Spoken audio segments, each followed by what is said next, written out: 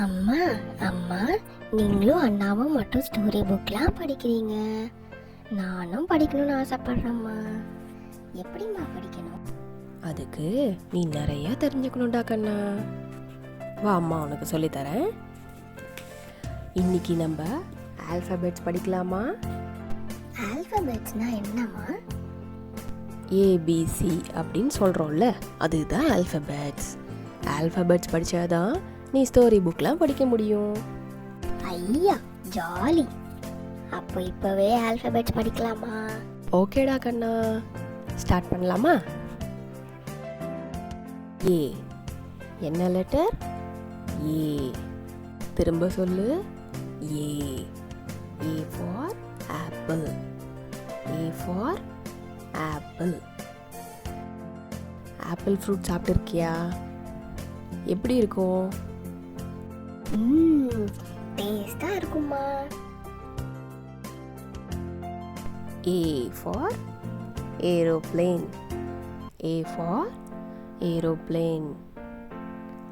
Aeroplane பார்த்திருக்கியா? ஹைட்டா பறக்குமே, பார்த்திருக்கேம்மா. A for ant. A for ant. ant பார்த்திருக்கியா?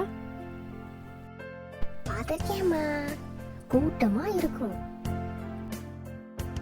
இப்போ நம்ம என்ன படித்தோம்? A for apple, A for aeroplane, A for ant. சரி, இப்போ A எப்படி எழுதலான்னு பார்க்கலாமா?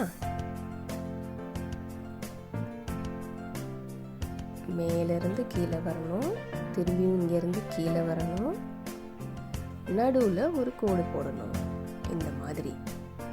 இப்போ புரிஞ்சுதா எப்படி ஏ எழுதணும்னு?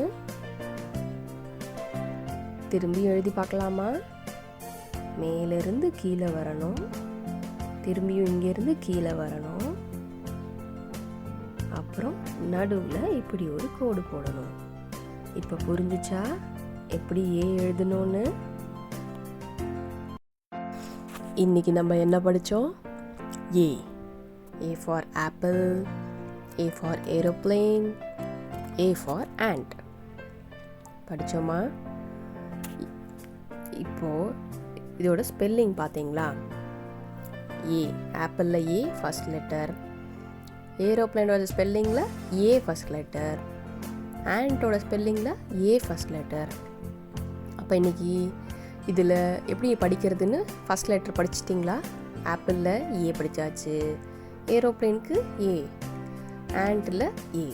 இதனால தான் நம்ம A for and, aeroplane, apple, இதுதான் நம்ம ஏ படித்தாச்சு இன்னைக்கு. இப்போ புரிஞ்சுதா? புரிஞ்சுதுமா, நல்லா புரிஞ்சுச்சு. அப்புறம் என்ன, ஏ எழுதவும் கற்றுக்கிட்டீங்க. நெக்ஸ்ட் லெட்டர் படிக்கலாமா? அப்போ கண்டிப்பாக நம்ம சேனலை சப்ஸ்கிரைப் பண்ணுங்க. Colourful cups. Bye bye kids.